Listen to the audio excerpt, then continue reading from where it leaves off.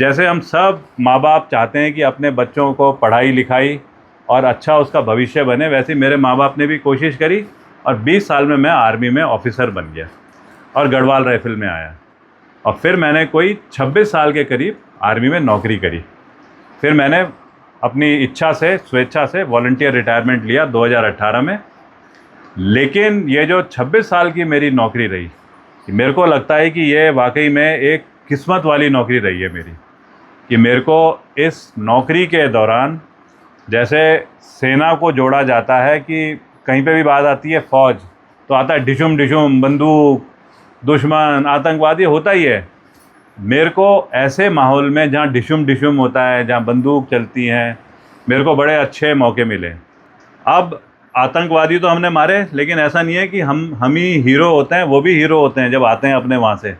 उन्होंने भी मेरे को मारा है और 2 बार मेरे को गोलियाँ भी लगी हैं। एक गोली अभी भी मेरे पाँव में यहाँ अंदर ही है, एक गोली मेरी छोटी सी अभी यहाँ पे पीछे हिप में है। फ़ौज की वजह से, गढ़वाल राइफ़ल की वजह से, फोर गढ़वाल की वजह से मेरे को ना ये सारे मौके मिलते गए। और उसी में फिर मैं पर्वतारोहण का जो फील्ड होता है, उसमें मेरे को मौके मिले उन पर्वतों में जाने के, जो कि अगर किसी आदमी को, किसी इंसान को मौका मिलेगा तो उसको कम से कम 20, 25, 30 लाख रुपए खर्च करने पड़ते हैं। दुनिया का सबसे ऊंचा पर्वत माउंट एवरेस्ट, लोग उसमें 30-30, 35-35, 40-40 लाख रुपए खर्च करके भी मौके नहीं मिलते। मेरे को इस फ़ौज की वजह से 2-2 बार मौके मिले।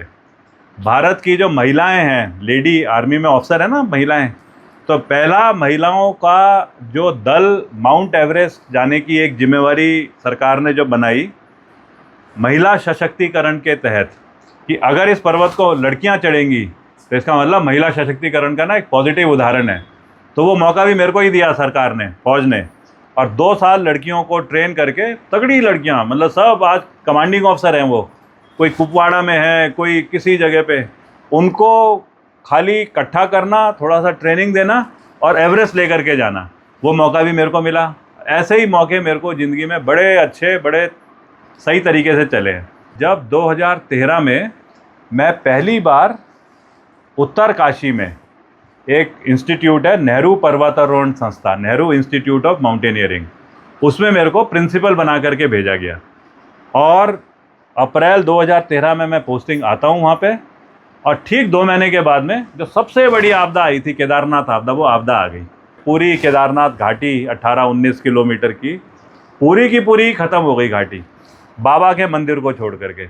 तब मेरे को कहीं ये बोला गया कि क्या आप केदारनाथ की यात्रा 2014 में शुरू करने का प्रयास कर सकते हो। और वो प्रयास कुछ ऐसा हुआ कि केदारनाथ की यात्रा भी शुरू हुई, केदारनाथ का पुनर्निर्माण भी शुरू हुआ और 4-5 साल फिर मैं केदारनाथ घाटी में ही रहा। 2014 में ही ये जहाँ के ज़्यादातर आप लोग हैं, ये अपना नारायण बगड़ से आगे वाण, वहाँ से नंदा देवी राजजात यात्रा जो है, जहाँ के आप कांसुआ कुंवर जहाँ से हो गए, जहाँ से जाती है यात्रा, तो तब मैं आया 3 महीने में। फिर सबसे ऊपर जो टॉप है, जोरा गली बोलते हैं उसको, उसके उस पार छिला समुंदर है, उसके इस पार जहाँ पे कीड़ा जड़ियाँ मिलती हैं वो इलाका है, ये क्या बोलते हैं, गहरोली पाताल, पठाल खान, ये सारे। वहाँ पे 350 लड़के, कभी नहीं रहे कभी ऐसे, 350 लड़के वहाँ रहने शुरू हुए। और उन्होंने व्यवस्था बनाई जहाँ पे एक नौबत ऐसी आ रखी थी कि यात्रा हो ही नहीं सकती थी, और ये प्लान करा गया कि हम 8,000 लोगों को पार कराएंगे जोरा गली। वहाँ पे 40,000 लोगों ने पार करा और एक को भी चोट नहीं लगी। और ऐसी ही कई चीज़ें मैं करता गया।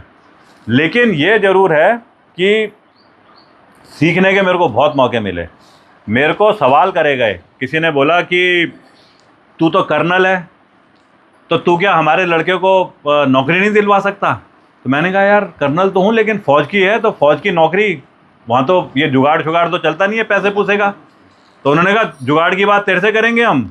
बुजुर्गों ने बोला मेरे को, कहते हैं हमारे लड़के को ट्रेन करो, अपने आप भर्ती होगा। तो मैंने ऐसे ही शुरू में 32 लड़कों को अपने घर पे रखा। तो पहली भर्ती में वो 32 लड़के गए, उनमें से 28 लड़के ना इंडियन आर्मी में सेलेक्ट हो गए। तो मेरे को लगा देखो कितना आसान कामयाब सा मॉडल है। तो फिर मैंने आर्मी के भर्ती के कैंप चलाने शुरू करे।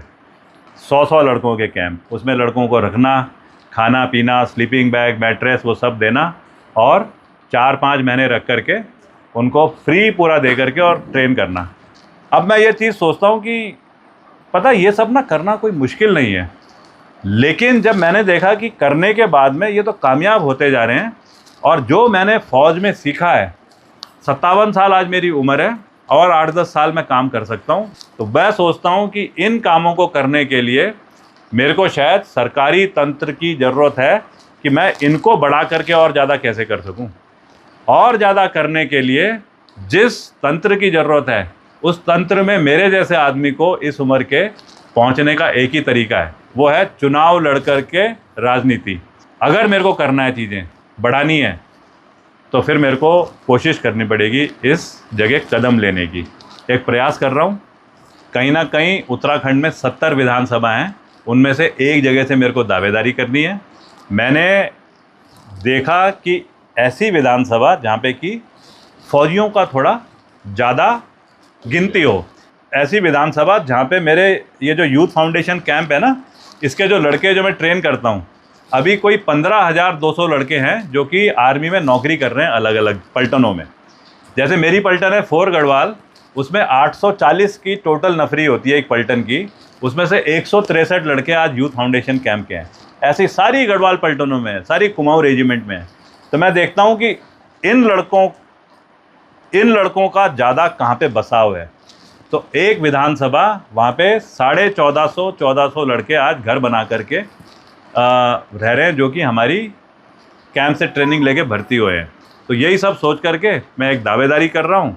अगर पार्टी मेरे को समझेगी कि मेरे को चुनाव लड़के प्रक्रिया में जाना चाहिए तो ठीक है, अगर पार्टी समझेगी नहीं कुछ और काम करना है, तो जो काम मैं आज अपनी क्षमता से कर रहा हूँ, कैंप चलाना या बाकी और प्रक्रियाएं, वो तो मैं वैसे ही करते रहूँगा, वो तो मेरी क्षमता में।